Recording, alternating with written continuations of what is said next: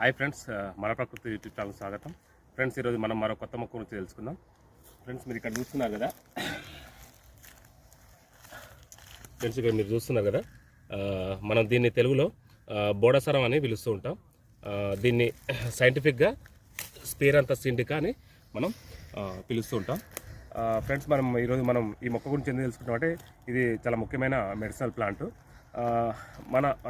పూర్వం మనం పాతకాలంలో ముఖ్యంగా మనం ఏంటంటే మన ఇళ్ళలో మనం కోళ్ళను పెంచుకునే వాళ్ళం.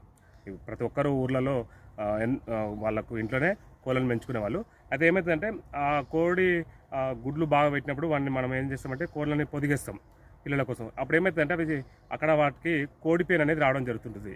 సో ఆ కోడిపేను రావడం వల్ల ఏమవుతుందంటే మొత్తం మనకు కోళ్ళు కూడా ఆ కోడిపేనుతో చనిపోవడం జరుగుతుంది. మరి ఇంకోటి ఏంటంటే దానివల్ల చాలా ఇబ్బంది ఉంటుంది మనకి ఇంట్లో కూడా.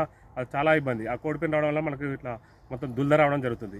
సో ఆ కోడిపెన్ తగ్గించడానికి ఏం చేస్తారంటే ఈ యొక్క మొక్కని ఈ బొడసరం అనేది మనకు ఎక్కువ పొలాలలో పెరుగుతూ ఉంటుంది. అంటే అడవిలో తక్కువ ఉంటుంది, ఎక్కువ మనకు అగ్రికల్చర్ పొలాల్లో పెరుగుతూ ఉంటుంది. ఈ బొడసరం ఈ లీవ్స్ అనేది ఇట్లా కలెక్ట్ చేసుకొచ్చి ఏమవుతుందంటే ఆ కోడి ఉన్న గంప మీద పెట్టడం జరుగుతుంది. ఏమవుతుందంటే ఇదంతా ఈ బంక అంటే స్టిక్కీ నేచర్, ఇట్లా బంక ఉంటుంది కాబట్టి ఆ కోడి పేను ఏమవుతుందంటే దీనికి అతుక్కుంటుంది, అది లేవకుండా అతుక్కుంటుంది. సో అతుక్కోవడం వల్ల ఏమవుతుందంటే చాలా వరకు 90% అనేది కోడి పేను అనేది తగ్గిపోతుంది.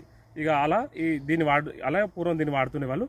దీన్ని ముఖ్యమైనది ఏంటంటే మనం మెడిసినల్ ప్లాంట్ అని చెప్పాం కదా, దీన్ని ఏంటంటే ఇన్సెక్ట్స్ అంటే పురుగులను చంపే దీనికి గుణం ఉంది కాబట్టి దీన్ని కలెక్ట్ చేసుకొచ్చి దీన్ని ఒక పౌడర్ చేసి మనం వాటర్లో కలుపుకొని మన పంట పొలాలపై మనం స్ప్రే చేసుకున్నట్లయితే ఏమవుతుందంటే మనకు ఈ పురుగులు అనేది చనిపోవడం జరుగుతుంటుంది. ఇంకేమైనా వ్యాధులు కూడా రాకుండా ఉంటుంది.